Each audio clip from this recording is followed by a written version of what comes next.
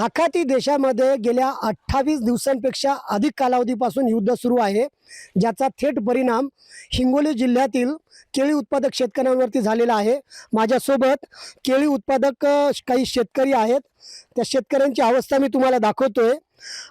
या भागातील काही शेतकरी आहेत हिंगोली जिल्ह्यातील।